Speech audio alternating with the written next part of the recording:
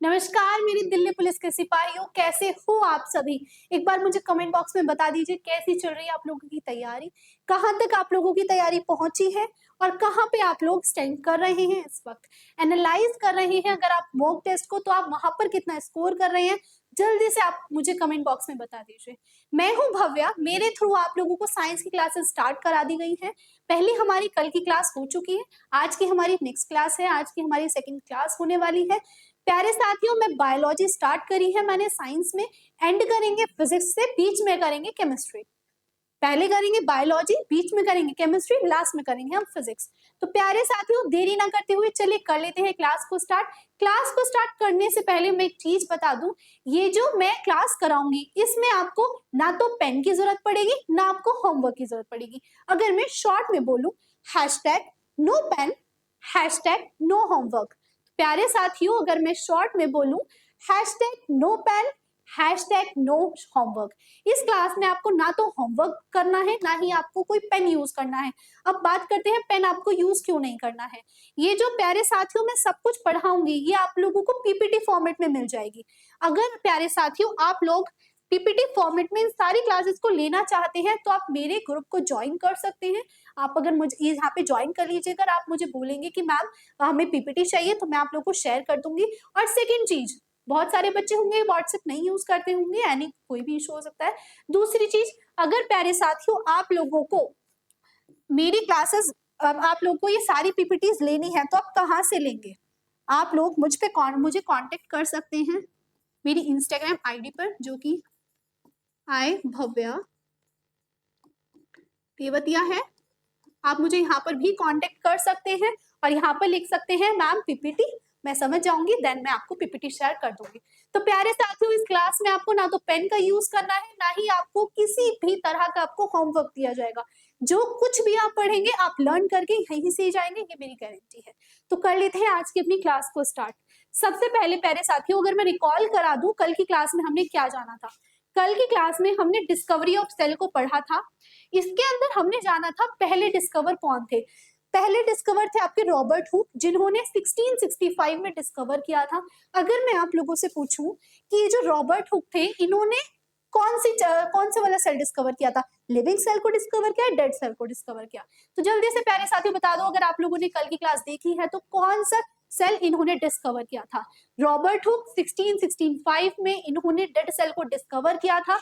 इन्होंने सेल को पाया था कॉर्क की ट्री पर। कॉर्क कहाँ से मिलती है पेड़ की छाल से, अगर मैं बोल दूं बार्क ऑफ द ट्री से।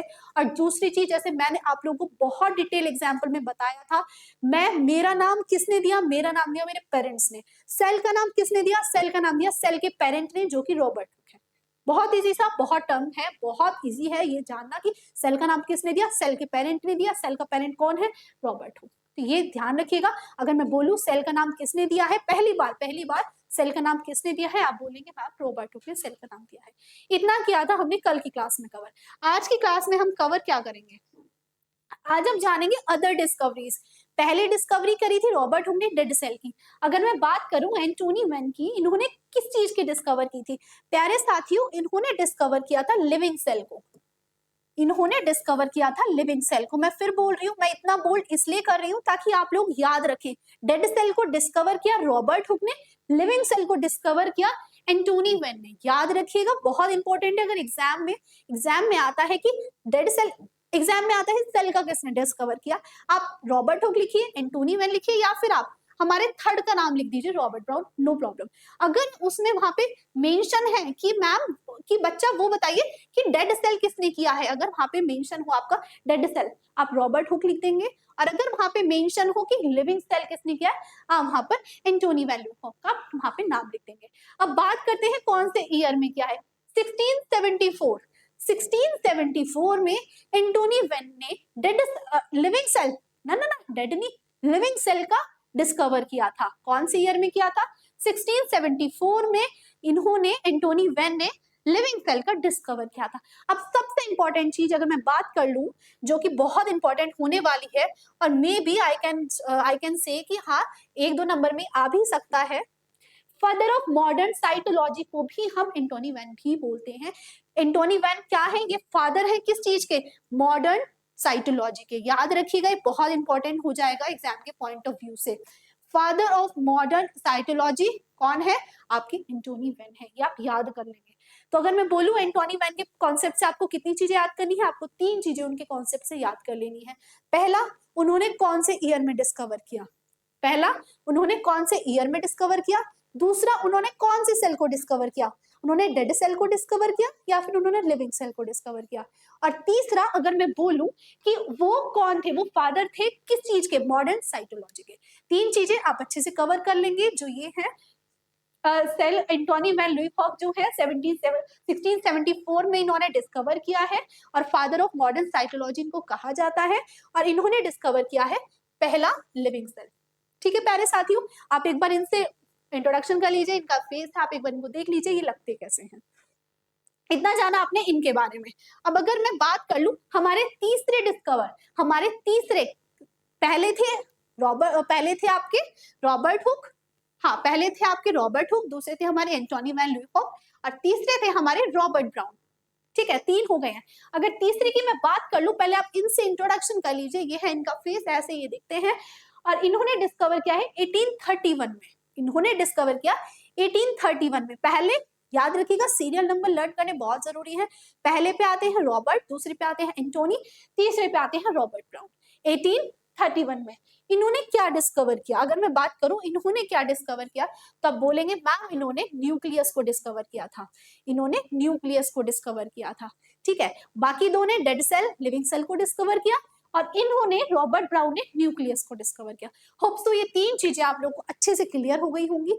इनका ये पता चल गया होगा कि नाम अलग है, काम अलग है, नाम अलग है, खोज अलग है, और कैसे हुई ये मैं आपको क्लियर कर चुकी हूँ। अब अगर मैं आगे बढ़ूं तो बात आती है हमारी सेल थ्योरी की। अब बात करते हैं सेल थ्योरी। सेल थ्योरी क्या है? Basic unit of life. ये हमारी लाइफ की बेसिक यूनिट है। अगर मैं बोलूं बेसिक यूनिट ऑफ लाइफ क्या है, तो आप बोलेंगे मैम वो अपनी सेल थ्योरी है। सेल थ्योरी है बेसिक यूनिट ऑफ लाइफ। और अगर दूसरे की बात करूं, all the plants and animals are composed of cell. अभी मैंने कल के कॉन्सेप्ट में मैंने बताया था लिविंग, नॉन लिविंग का कॉन्सेप्ट मैंने बताया था। लिविंग जिसमें मैंने एग्जांपल दिया था नॉन लिविंग आपको बोतल का, जिसके अंदर सेल नहीं होते, बट लिविंग जिसके अंदर मैं हूं, जिसके अंदर हमारे एनिमल्स हैं, जिसके अंदर हमारे प्लांट्स हैं, वो सभी आप लोगों के लिविंग हो जाएंगे। तो लिविंग यही सेम बात की जा रही है कि ऑल द प्लांट्स और एनिमल्स सारे के सारे सेल से मिलके बने हैं, सारे के सारे कंपोज्ड ऑफ सेल्स हैं। ठीक है प्यारे साथियों, अब बात करते हैं ये जो बात है, ये जो स्टेटमेंट है, तो जो फ्रेज है, ये किसके थ्रू दी गई है? साइंटिस्ट का नाम है। ये जो फ्रेज है ये किसके थ्रू दी गई है और कौन से ईयर में दी गई है? 1838 के ईयर में दी गई है। पूरी बायोलॉजी साइंटिस्ट, पूरी बायोलॉजी फादर, पूरी बायोलॉजी ईयर इन सभी से मिलके बनी है। तो याद रखिएगा, ये जितने भी आप लोगों को नाम देखने को मिल जाएंगे, सब आप लोगों को लर्न कर लेने हैं बाय हार्ट। आप लोगों को सारे ईयर लर्न कर लेने हैं। अब मैं फिर से बता रही हूँ, मैं फिर से आप लोगों को बोल रही हूँ, जितने भी प्लांट है, जितने भी एनिमल है, सारे के सारे सेल से मिलके बने हैं। किसने नाम दिया है? कब नाम दिया है? 1838 में नाम दिया है। Rudolf Virchow later published his famous cell theory omnis cellular e cellular। अच्छा, सबसे इंपॉर्टेंट चीज, वैसे तो मैं जितना भी यहाँ पे कुछ लिख के लेके आई हूँ सभी कुछ इंपॉर्टेंट है, बट मोर देन इंपॉर्टेंट चीज क्या है? ये जो रुडोल्फ हैं, इन्होंने बाद में पब्लिश किया है। इन्होंने बाद में पब्लिश किया सेल थ्योरी को, फेमस सेल थ्योरी को, जिसको इन्होंने नाम लिखा है, ये इन्होंने नाम लिखा है, अगर मैं बोल दूं ये एक तरह की उन्होंने फ्रेज दी है, omnis cellular e cellular। कौन से ईयर में? 1855 में। याद रखिएगा, रुडोल्फ है जिन्होंने एक और फेमस सेल थ्योरी दी है। वो कब दी है? 1855 में दी है। उनका नाम क्या है? वो क्या दी है? उन्होंने दी है omnis cellular e cellular। ये नाम आप याद रख भी सकते हैं, नहीं भी, वो आपकी चॉइस है। ये ज्यादातर नहीं आता है, बट क्या मस्ट है आपका? ईयर मस्ट है। ईयर सबसे ज्यादा पूछ लिया जाता है एग्जाम्स में। अब इतना तो हो गया। अच्छा ठीक है मैम, ये हमें समझ में आ गया है कि ऐसे ऐसे है, ये हुआ है, इस ईयर में हुआ है। अब बहुत सारे बच्चे बोलेंगे इस वाले वर्ड का मीनिंग क्या है?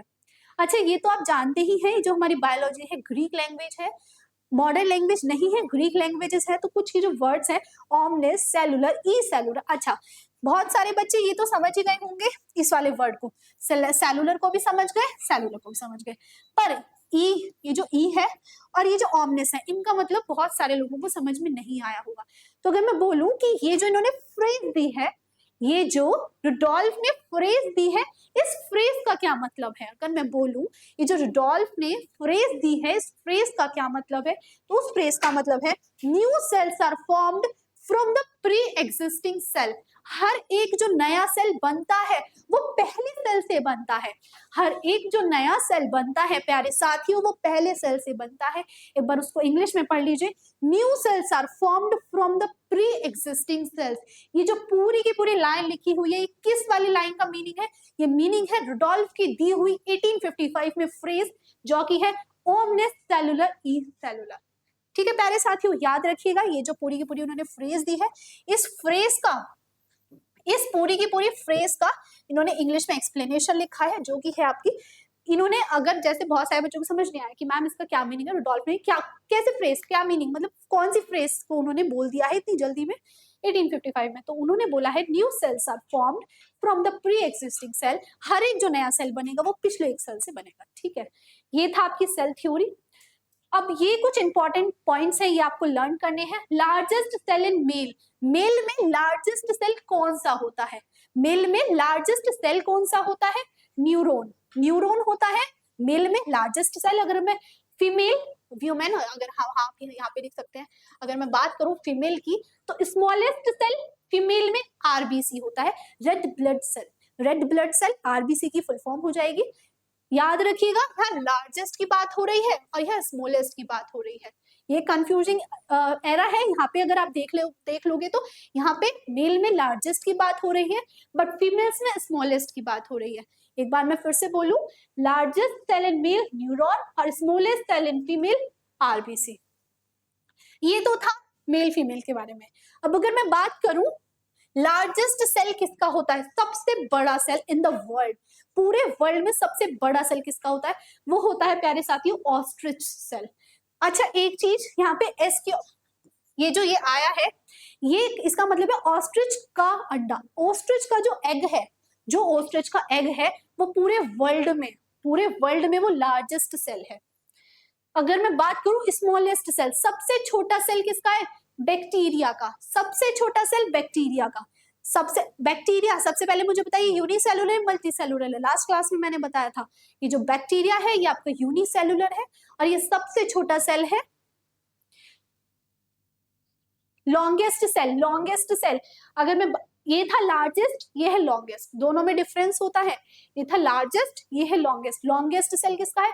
न्यूरॉन का है और नर्व सेल है। तो एक बार जल्दी से इनका ओवरव्यू ले लेते हैं। Largest cell in male neuron और smallest cell in human RBC, largest cell ostrich egg, smallest cell bacteria का सेल हो जाएगा और लॉन्गेस्ट सेल हो जाएगा आपका न्यूरॉन और नर्व सेल।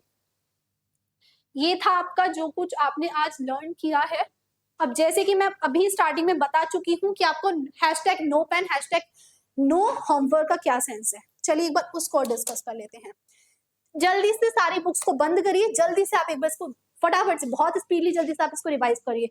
सबसे पहले आते हैं, कौन से पहले साइंटिस्ट आते हैं अपने? Robert Hooke 1665। रॉबर्ट हुक 1665, इन्होंने किसका डिस्कवर किया? इन्होंने क्या? डेड सेल का डिस्कवर किया। सेल का नाम इन्होंने दिया है और इन्होंने सेल को कहाँ देखा है? इन्होंने सेल को देखा है कॉर्क पर। कॉर्क कहाँ से मिलती है? पेड़ की छाल, बार्क ऑफ ट्री से मिलती है। इतना था आपका इनका इंट्रोडक्शन। अगर मैं बात करूं एंटोनी वैन ल्यूहोक की, तो इन्होंने डिस्कवरी कब की थी? इन्होंने की थी 1674 में इन्होंने डिस्कवरी की थी। इनको फादर ऑफ मॉडर्न साइटोलॉजी भी कहा जाता है और इन्होंने पहला लिविंग सेल का डिस्क्राइब किया था। जल्दी से इनका बता दूं, रॉबर्ट ब्राउन तीसरे साइंटिस्ट है। 1831 में इन्होंने 1831 में डिस्कवर किया था। क्या डिस्कवर किया था? इन्होंने न्यूक्लियस को डिस्कवर किया था। सेल थ्योरी क्या है? ये बच्चा आपकी बेसिक यूनिट ऑफ लाइफ है। ऑल द प्लांट, सारे एनिमल्स सेल से मिलके बनते हैं। ये बात 1838 में ये बात 1838 में दी गई थी। आगे बाद में रुडोल्फ जो थे वो बाद में उन्होंने पब्लिश करी थी अपनी फेमस सेल थ्योरी, जो कि उनका जो सेल थ्योरी का क्या नाम था? वो था आपका ओमनिस सेलुला ई सेलुला। ये करी थी उन्होंने 1855 में। ये जो ओमनिस सेलुलर ई सेलुला, इसका मीनिंग क्या है? इसका मीनिंग है आपका new cells are formed from the pre existing cell. Largest cell male का न्यूरॉन है, स्मॉलेस्ट सेल ह्यूमन का, फीमेल का आरबीसी है। लार्जेस्ट सेल ऑस्ट्रिच एग है। स्मॉलेस्ट सेल बैक्टीरिया का है। और लॉन्गेस्ट सेल न्यूरॉन और नर्व सेल है। आज के लिए प्यारे साथियों इतना ही था। होप सो आप लोगों को अच्छे से समझ में आया होगा। आप लोगों को घर जाके लर्न करने की जरूरत ही नहीं पड़ेगी। होप सो इतनी मैं आशा करती हूँ। आई विश आप लोगों को क्लास में ही लर्न हो गया होगा।